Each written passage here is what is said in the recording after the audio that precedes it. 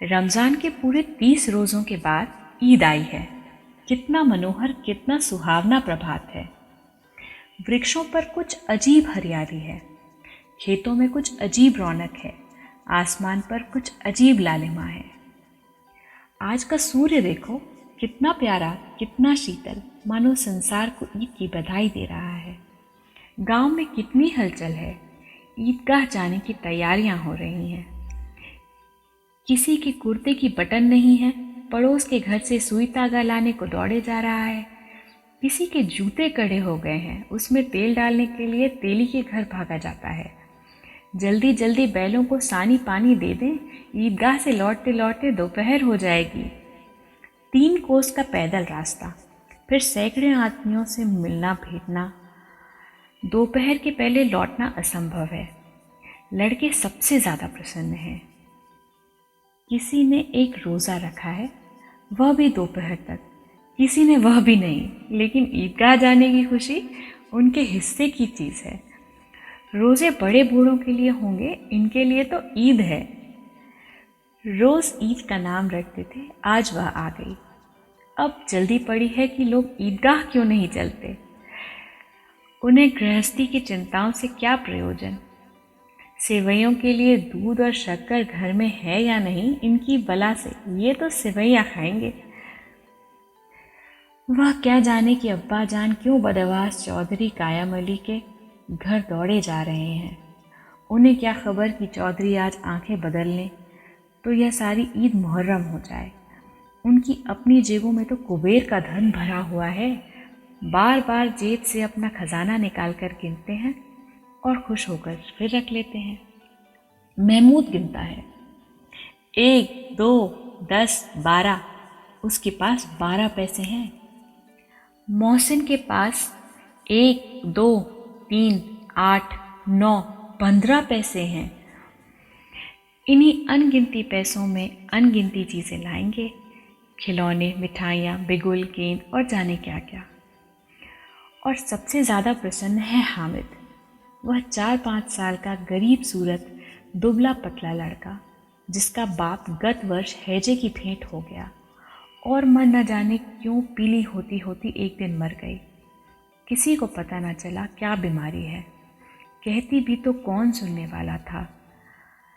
दिल पर जो बीतती थी वह दिल में ही सहती, और जब न सहा गया तो संसार से विदा हो गई। अब हामिद अपनी बूढ़ी दादी अमीना की गोद में सोता है और उतना ही प्रसन्न है। उसके अब्बाजान रुपए कमाने गए हैं, बहुत सी थैलियाँ लेकर आएंगे। अम्मी जान अल्लाह मियाँ के घर से उसके लिए बड़ी अच्छी अच्छी चीज़ें लाने गई हैं, इसलिए हामिद प्रसन्न है। आशा तो बड़ी चीज़ है, और फिर बच्चों की आशा, उनकी कल्पना तो राई का पर्वत बना लेती है।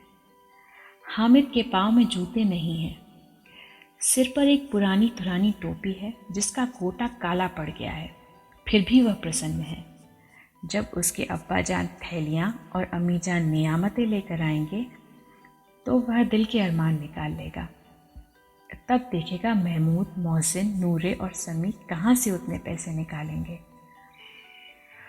अभागिनी अमीना अपनी कोठरी में बैठी रो रही है। आज ईद का दिन और उसके घर में दाना नहीं। आज आबिद होता तो क्या इसी तरह ईद आती और चली जाती। इस अंधकार और निराशा में वह डूबी जा रही है। किसने बुलाया था इस निगौड़ी ईद को। इस घर में उसका काम नहीं, लेकिन हामिद, उसे किसी के मरने जीने से क्या मतलब। उसके अंदर प्रकाश है, बाहर आशा। विपत्ति अपना सारा दल बदल लेकर आए, हामिद की आनंद भरी चितवन उसका विध्वंस कर देगी। हामिद भीतर जाकर दादी से कहता है, तुम डरना नहीं अम्मा, मैं सबसे पहले जाऊंगा, बिल्कुल न डरना। गांव से मिला चला और बच्चों के साथ हामिद भी जा रहा था। कभी सब दौड़कर आगे निकल जाते, फिर किसी पेड़ के नीचे खड़े होकर साथ वालों का इंतज़ार करते।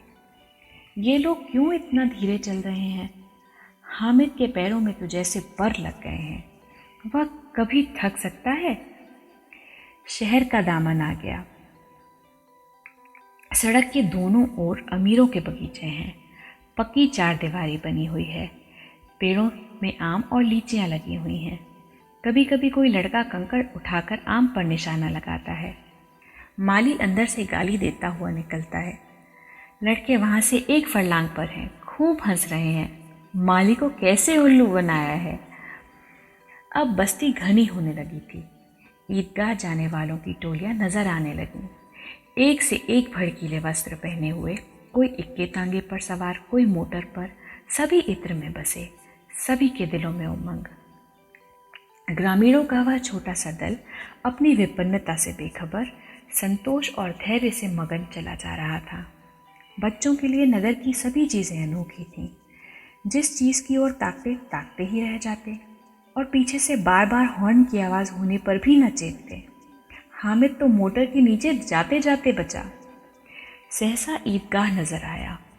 ऊपर इमली के घने वृक्षों की छाया है, नीचे पक्का फर्श है जिस पर जाजिम बिछा हुआ है और रोजेदारों की पंक्तियां एक के पीछे एक न जाने कहाँ तक चली गई हैं, पक्की जगत के नीचे तक, जहाँ जाजिम भी नहीं है।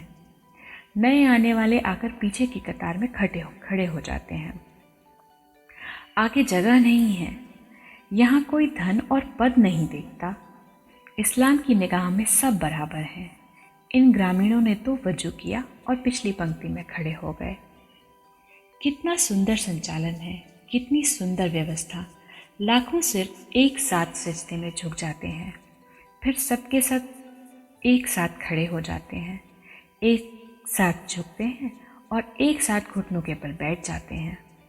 कई बार यही क्रिया होती है, जैसे बिजली की लाखों बत्तियां एक साथ प्रदीप्त हों और एक साथ बुझ जाएं, और यही क्रम चलता रहे। कितना अपूर्व दृश्य था, जिसकी सामूहिक क्रियाएं, विस्तार और अनंतता हृदय को श्रद्धा, गर्व और आत्मानंद से भर देती थी। मानव भ्रातृत्व का एक सूत्र इन समस्त आत्माओं को एक लड़ी में पिरोए हुए है। नमाज खत्म हो गई है, लोग आपस में गले मिल रहे हैं। तब मिठाई और खिलौने की दुकान पर धावा होता है। ग्रामीणों का वह दल इस विषय में बालकों से कम उत्साही नहीं है। यह देखो हिंडोला है, 1 पैसे देकर जाओ। कभी आसमान पर जाते हुए मालूम होगे, कभी जमीन पर। चरखी है, लकड़ी के हाथी, ऊंट, घोड़े छड़ों से लटके हुए हैं। 1 पैसा देकर बैठ जाओ और 25 चक्करों का मजा लो। महमूद और मोहसिन, नूरे और समी इन घोड़ों और ऊँटों पर बैठते हैं। हामिद दूर खड़ा है, 3 ही पैसे तो हैं उसके पास। अपने कोष का 1/3 जरा सा चक्कर खाने के लिए वह नहीं दे सकता। खिलौनों के बाद मिठाइयाँ आती हैं। किसी ने रेवड़ियाँ ली, किसी ने गुलाब जामुन, किसी ने सोहन हलवा। मज़े से खा रहे हैं। हामिद बिरादरी से पृथक है। अभागे के पास 3 पैसे हैं, क्या नहीं कुछ लेकर खाता। ललचाई आंखों से सबकी ओर देखता है। मिठाइयों के बाद कुछ दुकानें लोहे की चीज़ों की हैं, कुछ गिलट और कुछ नकली गहनों की। लड़कों के लिए यहाँ कोई आकर्षण न था, वह सब आगे बढ़ जाते हैं। हामिद लोहे की दुकान पर रुक जाता है। कई चिमटे रखे हुए थे। उसे ख्याल आया, दादी के पास चिमटा नहीं है। तवे से रोटियां उतारती हैं तो हाथ जल जाता है। अगर वह चिमटा लेकर दादी को दे दे तो वह कितनी प्रसन्न होगी। फिर उनकी उंगलियां नहीं जलेंगी। घर में एक काम की चीज़ हो जाएगी। खिलौने से क्या फ़ायदा, व्यर्थ में पैसे खराब होते हैं। उसने दुकानदार से पूछा, यह चिमटा कितने का है? दुकानदार ने उसकी ओर देखा और कोई आदमी साथ न देखकर कहा, यह तुम्हारे काम का नहीं है जी। बिकाऊ है कि नहीं? बिकाऊ क्यों नहीं है और यहाँ क्यों लाद लाए हैं? तो बताते क्यों नहीं कि ये पैसे का है? 6 पैसे लगेंगे। हामिद का दिल बैठ गया। ठीक ठीक बताओ। ठीक ठीक 5 पैसे लगेंगे, लेना हो लो, नहीं तो चलते बनो। हामिद ने कलेजा मजबूत करके कहा, 3 पैसे लोगे? यह कहता हुआ वह आगे बढ़ गया कि दुकानदार की घुड़कियां न सुने। लेकिन दुकानदार ने घुड़कियां नहीं दी, बुलाकर चिमटा दे दिया। हामिद ने उसे इस तरह कंधे पर रखा मानो बंदूक है और शान से करता हुआ संगियों के पास आया। 11 बजे सारे गांव में हलचल मच गई। मेले वाले आ गए। मौसिम की छोटी बहन ने दौड़कर भिश्ती उसके हाथ से छीन लिया और मारे खुशी के जो उछली तो मियाँ मिश्ती नीचे आ गए और सिरलोक से धारे। इस पर भाई बहन में मारपीट हुई। दोनों खूब रोए। उनकी अम्मा शोर सुनकर बिगड़ी और दोनों को ऊपर से 2-2 चांटे और लगाए। अब मियाँ हामिद का हाल सुनिए। अमीना उसकी आवाज़ सुनते ही दौड़ी और उसे गोद में उठाकर प्यार करने लगी। सहजा उसके हाथ में चिमटा देखकर वह चौंकी। यह चिमटा कहाँ था? मैंने मोल लिया है। के पैसे में? 3 पैसे दिए। अम्मा ने छाती पीट ली। यह कैसा बेसमझ लड़का है कि दोपहर हुआ कुछ खाया न पिया, क्या लाया? चिमटा। सारे मेले में तुझे और कोई चीज़ न मिली जो यह लोहे का चिमटा उठा लाया?